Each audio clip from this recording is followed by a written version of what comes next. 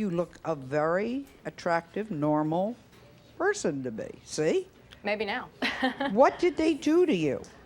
Oh, well, a lot, and it still affects me today. You know, on the outside, I may seem like I'm a completely different person, but on the inside, I'm still that same person. Oh, they were just, well, I guess it started in middle school, calling me names. They'd call me cinder block. Cinder block? Yeah. What is cinder block about? I guess because I had large breasts, this one fella thought that would be a perfect name for me. So he called me CB. Milk truck, that was another one. Right. Dairy Queen. Right. What was the guy situation like? Oh, that wasn't even in existence, you know, any boyfriends or anything. They were terrible to me, always teasing me. Can you give me an example?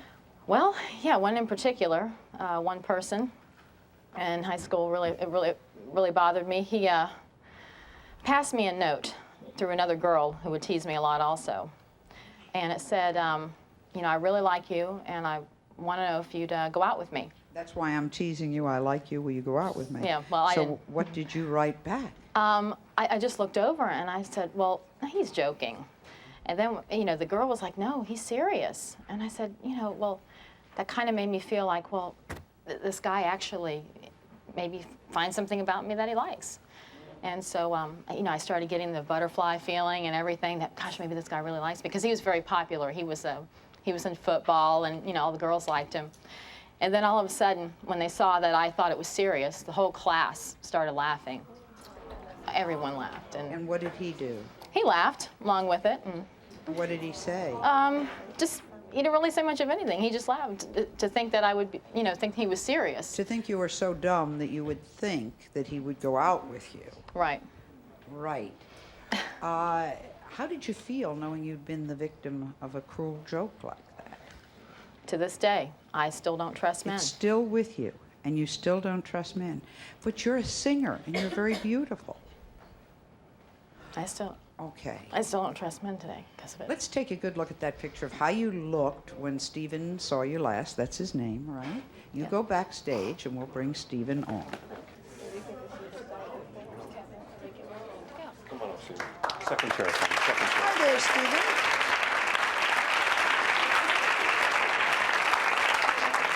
Thank you for coming.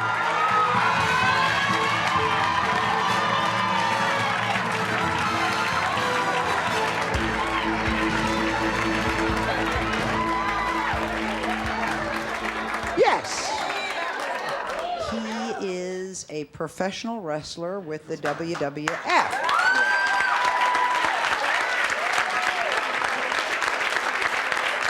I guess that's one of the reasons why he can get away wearing hot pink and plastic booties and all of that. Sort of be frightening to me, but I guess you can dress like that if you're a professional wrestler. Who's that skinny little guy?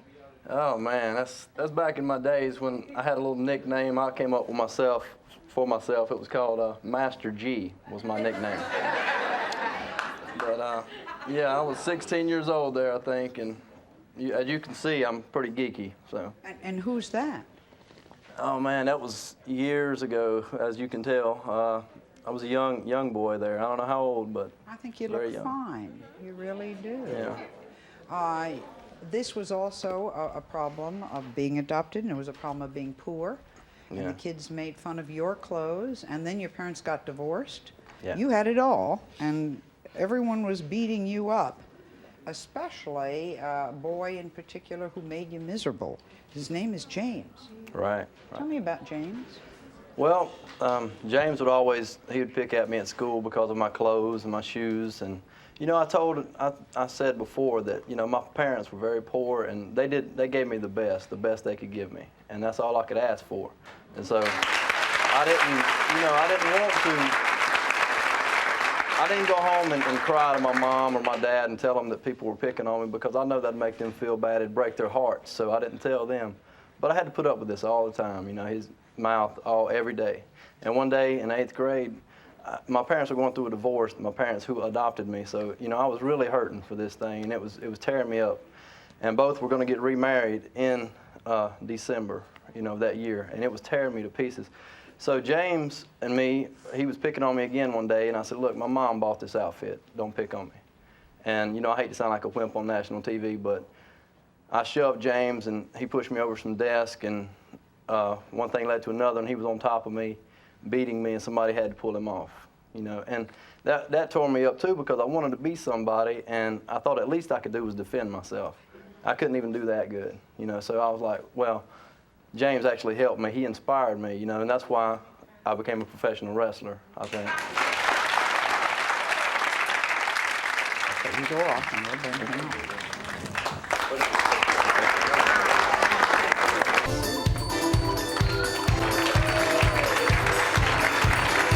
Totally different.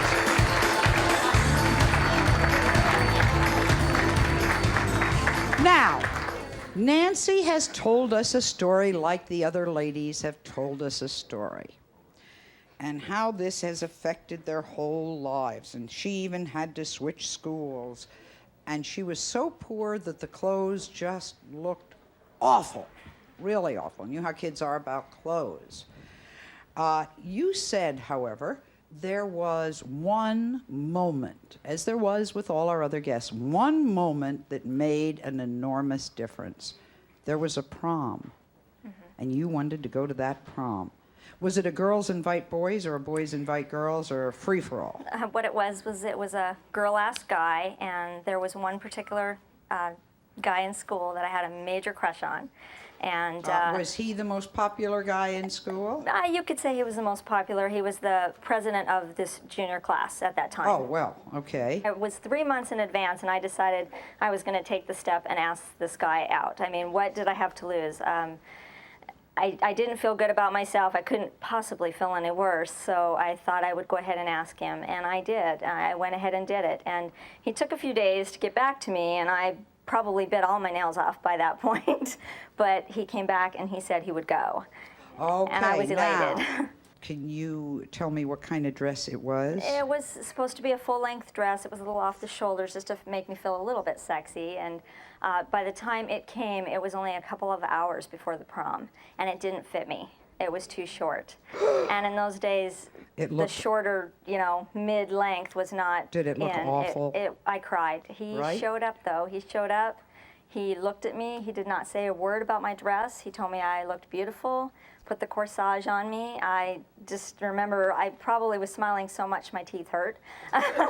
And we went off on our date after my mother took a couple of pictures. He walked me down Main Street and he held his head up and acted real proud to be with me.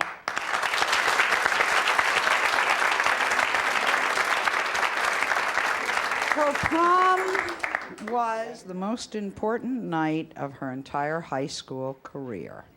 Okay, you go backstage. Here's a lady who's got a mission. She's got to tell a guy something. She had her one shot at a reunion, and he was just so busy. Come on around. Come on in. Take the second chair for me.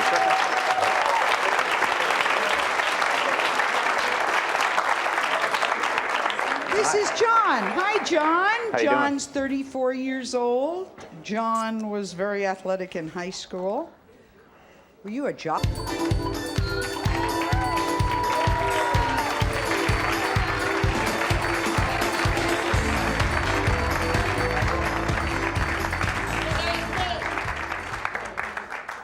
Now, what a pretty lady you are. Thank you, Sally. Can you tell me a little bit about your grandparents, who were wonderful people? Yeah, they were wonderful people, but they were so set back from their time.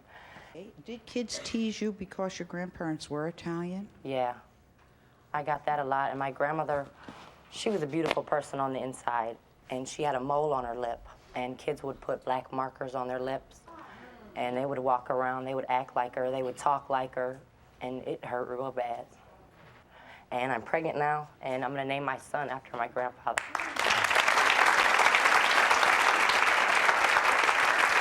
Now, through all of this being teased for being Italian, there was one person you thought was your friend. Tell me about her. Arcelia. We went to the same Catholic school from 1st grade through 8th grade, and around the summer between 8th and 9th grade, I got braces, and I don't mean braces, I mean the headgear braces. I mean, they were awful, and they were all getting into puberty, boys and everything, and we'd go to the malls, and I'd get left.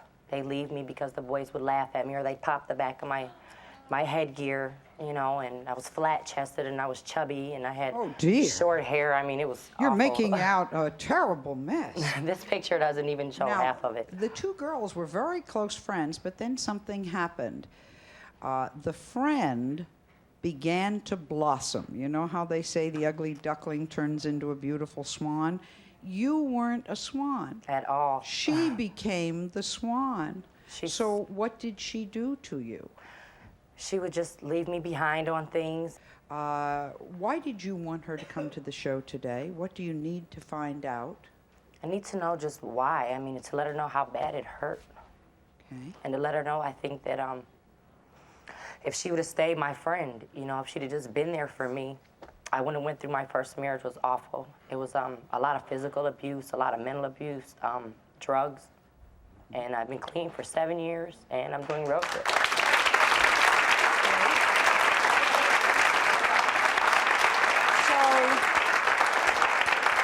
So this is sort of tying it all up in knots, right? In a nice, neat bow. You go hide backstage, and we'll bring her out.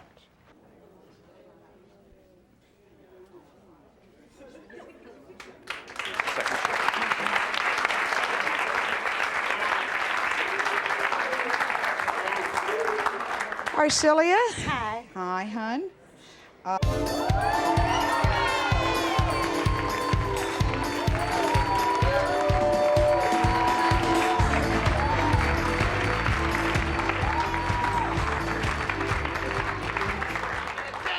Is that you? Yeah. No, that's the old Tammy. Tammy, a group of kids, we were listening to how, was it really that bad, hon? Oh, yeah. It was. A group of kids convinced you to ask one of the most popular boys to the homecoming dance? Yes. Could you do it if you were not popular? I did it. What happened? Yeah. This is hard, isn't it? Are you angry at me for bringing back bad memories? No. No? But you're not that girl anymore, Tammy. He said if I got pretty and lost weight, that he would go. And then he turned around and said, when pigs can fly. And he was laughing, and he said, why don't I take a trip somewhere on a plane? And that's what he said to you. Oh, yeah. But I literally hate him. I really do, because... But isn't the best revenge how much weight have you lost? Well, I'm 130 now. Yeah.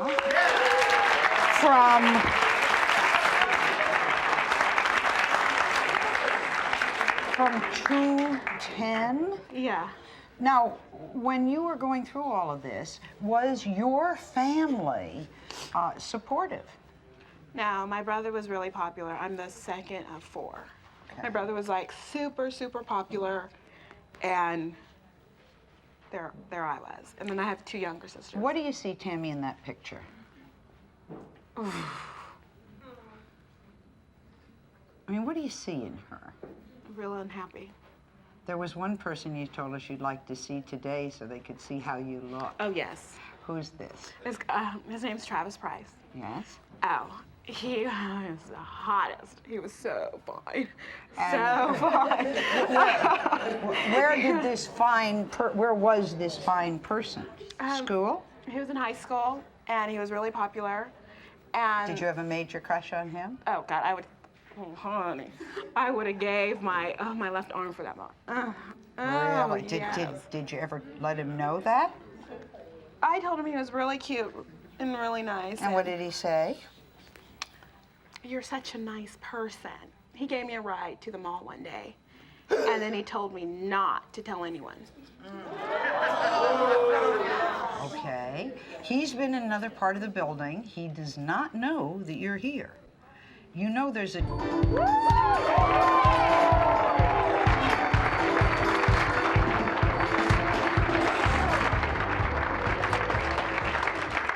Wow, Melissa, Hi. you are not chubby, but you are not scrawny. Not anymore. Right. Melissa, by the way, works for Hooters now, so something else.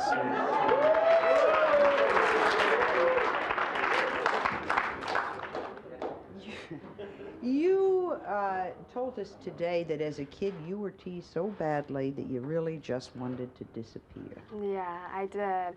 I had a lot of problems because I grew up in an all-white neighborhood, and I was the only black person in my neighborhood. My whole family was white, and it was hard to explain to kids, you know, this is not my fault. I mean, I can't do anything Right, to I change am my what color. I am. Right. And how did you change? You played sports to fit in? You Yeah, tried all this? I tried out for cheerleading. I played sports. I played basketball and volleyball, and it just seemed like every time, you know, I turned around to fit in, they would just do something to make me feel even worse. And we had one day at school where they bought slaves, where the basketball players would go out and they would raffle off or whatever, and they made me dress up like Aunt Jemima. And See, yours was a case of real prejudice. yeah, it was. Wasn't it? Of real discrimination. Yes. And we won't even use the names that they called you. Yeah. Because we don't use words like that. Was there anyone in particular that gave you a hard time? Yes, there was this guy named Chris. He was a jock. He played football, and he went around along with the rest of the gang, calling me Muley, and just Muley. And he told me I was stupid because he got better grades than me, and I was in the lower part of my class because I had just moved, and he just would tell me I was stupid all the time. We are going to send you backstage, and we're going to bring Chris out. Kevin, he'll take care of you. Come on, Kevin. Take the first chair, okay? I don't know. We have to ask him. No, Chris? There you Hello. go. Hi. Thank you for coming to the show today. I know you have no idea. Exactly. Right? Do you recognize the person in this picture? Yes, I do. Who is that? Melissa Ogden. Very good. What do you remember about her? She is a